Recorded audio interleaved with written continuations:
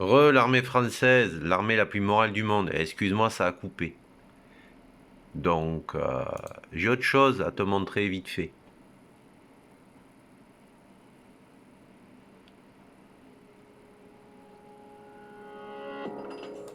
Ouais, bon. C'est juste pour te dire que vite fait que ça continue. Merde, c'est son merdier. Là. Le Pampénésie. Alors, les soldats ukrainiens utilisent des armes françaises contre le Donbass. C'est quoi ce merdier?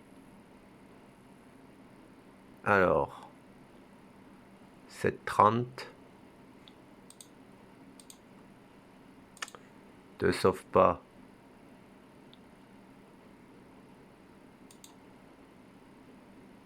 Ouvrier de l'usine. Autre information importante cette semaine, c'était la confirmation que l'armée ukrainienne a reçu des armes de la France, des armes françaises, et qu'elle les utilise dans le Donbass.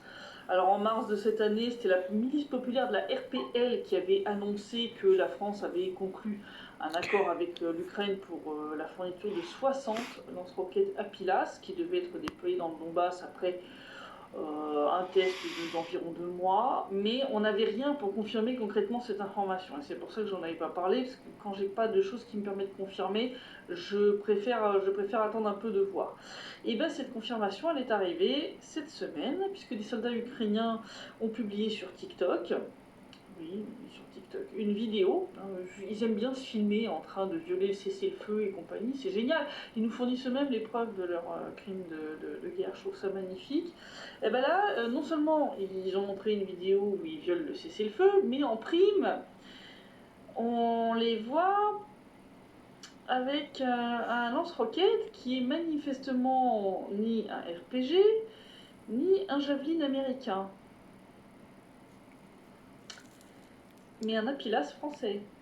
Et oui, les mêmes fameux lance-roquettes Apilas dont la RPL avait parlé en mars de cette année.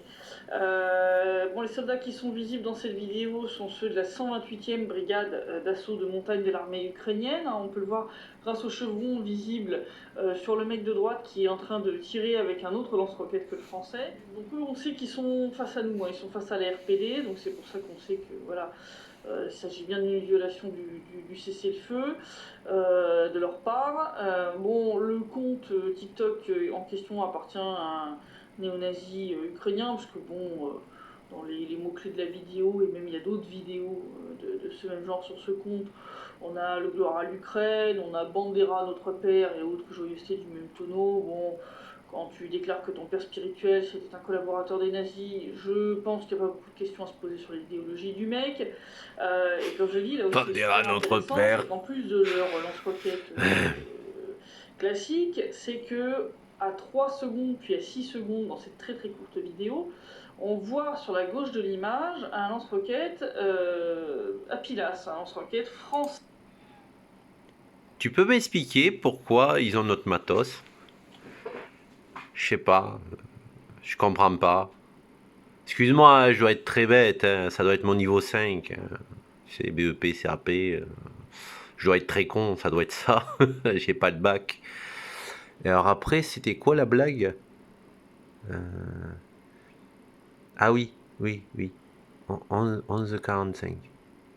Ah, je fais au mieux au résumé. Mais ça, excuse-moi, je suis pas doué non plus. Voilà, hop. Et donc, comme je le disais, cette semaine, on a vu une utilisation massive des drones par l'armée ukrainienne. Maintenant, c'est tous les jours. Heureusement, pour eux, c'est pas toujours couronné de succès. Le 24 novembre, au petit matin, la milice populaire de la RPD, entre autres, a détecté un drone de l'armée ukrainienne volant au-dessus de la périphérie de Donetsk, près de la mine à Bakoumova. Une de nos stations de guerre électronique, Tericon M2N, a brouillé alors le signal des drones, l'obligeant à se poser. Oui, on a nos propres stations de brouillage électronique. C'est très efficace contre tous les petits drones du commerce qui s'utilisent beaucoup côté ukrainien. Voilà. Pas contre les Bayraktar turcs, mais contre tous les petits Mavic, les petits quadricoptères, les fantômes, toutes ces merdes-là, ça marche très bien. Voilà, donc on a réussi à l'obliger à se poser.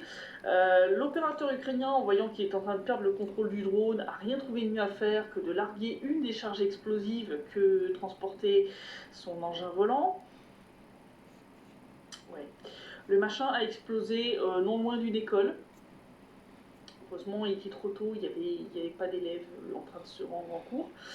Sinon, je te raconte pas la boucherie. Donc, bravo le mec, un acte de terrorisme, hein, pur et simple.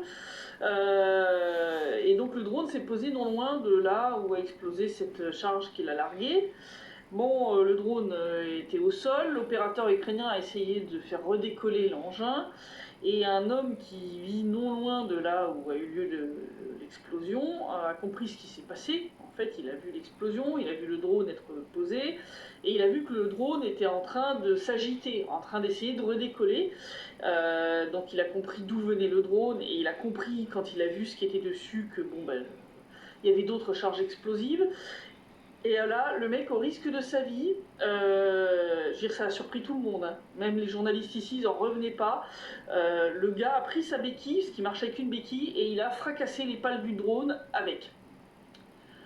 Il aurait pu déclencher l'explosion d'une décharge et y rester, hein. Je veux dire, le gars, tout le monde, enfin, on a tous été d'accord pour dire le gars c'est un héros, quoi, tu vois, faut le décorer le mec, parce qu'il a certainement sauvé des vies.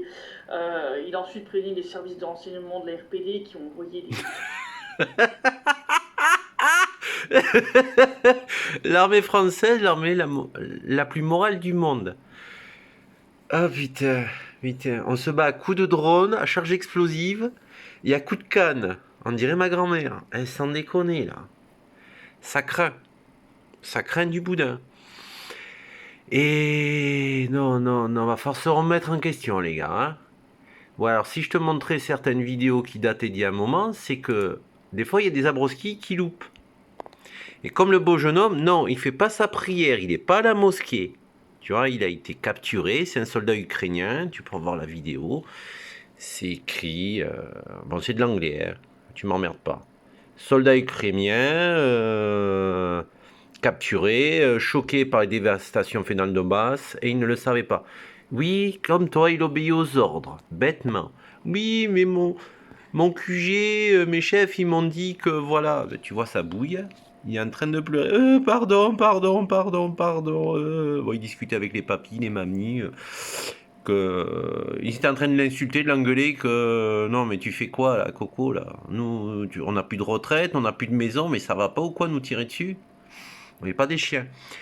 Et là, il est devant les petits monuments, tu vois, parce que t'as pas que des gros monuments soviétiques. Hein, pourquoi il y a des nounours? Pourquoi il est à genoux ce con? Alors je vais t'expliquer, j'ai reçu le message. Il est où le message? Là.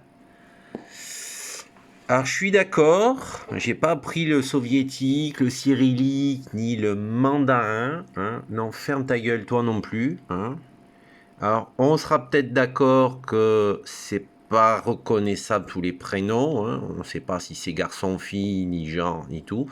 Parce que entre Rome et Yet, si tu regardes bien tout, bon, tu pourrais te poser la question si c'est garçon-fille.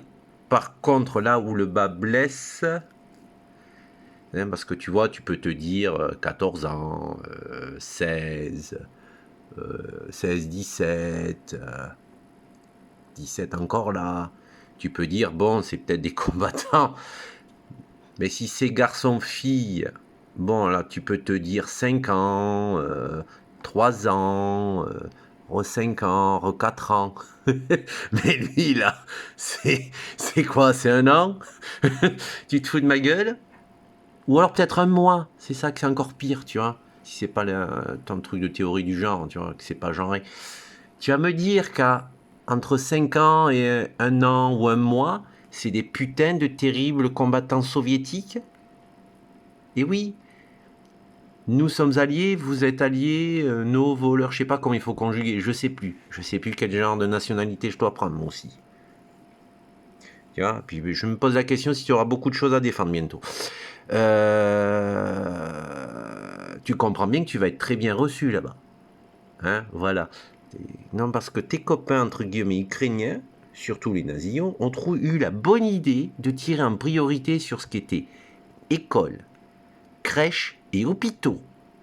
Et là, tu comprends pourquoi il y a un monument aux morts. Et encore ça, c'est une petite plaque. Je crois qu'il y a un peu plus gros plus loin. Enfin, à vérifier. Il y a même d'autres plaques comme ça.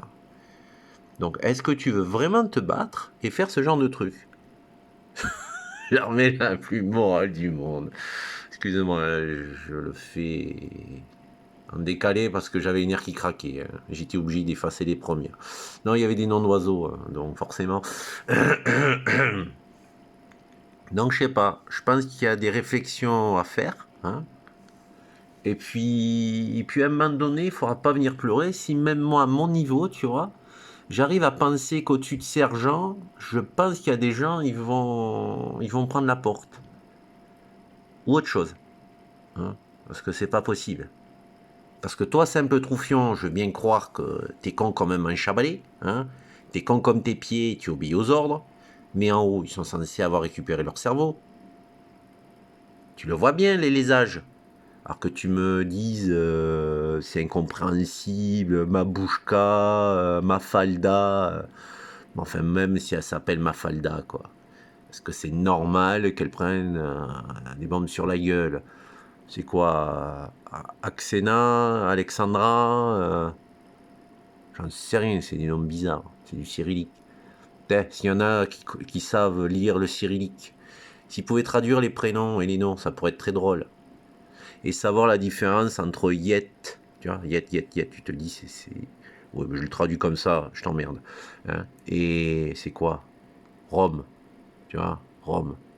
Donc, à savoir si c'est année, hein, déjà un bébé de 1 an, hein, ou si c'est mois, hein, un bébé de 1 mois ou de 1 an. Tu crois que c'est un dangereux soldat soviétique, crétin? Et tu veux continuer à faire le coup de main, à refaire le match retour contre l'Union soviétique, t'es sûr? Tu veux faire comme les grands-parents? Ouais, c'est bon, j'ai mon Panzerfaust, je vais arrêter le rouleau compresseur soviétique. Arrête, arrête, arrête, arrête. On ne peut pas gagner contre eux. On ne peut pas et on ne gagnera jamais. RTFM, read the fucking manuel. Donc si tu vas défendre ça, c'est pas la peine de revenir, mon coco. Moi, personnellement, les gens qui partent là-bas, je pense qu'il faudrait mieux que vous y restiez. Hein, l'armée la plus morale du monde. Je pense qu'il va falloir se remettre en question. Et assez rapidement. Hein, parce que vu comment tout le monde s'arme, avec de plus en plus de chars, d'avions, de croiseurs, de sous-marins et maintenant de missiles entre le subsonique, le transsonique, les trucs spatiaux, ouais, je t'expliquerai. Va falloir réfléchir. Allez, l'armée la plus morale du monde. Bonne réflexion. Hein. Shalom, shalom. Hein. Je t'en foutrais des croix gammées.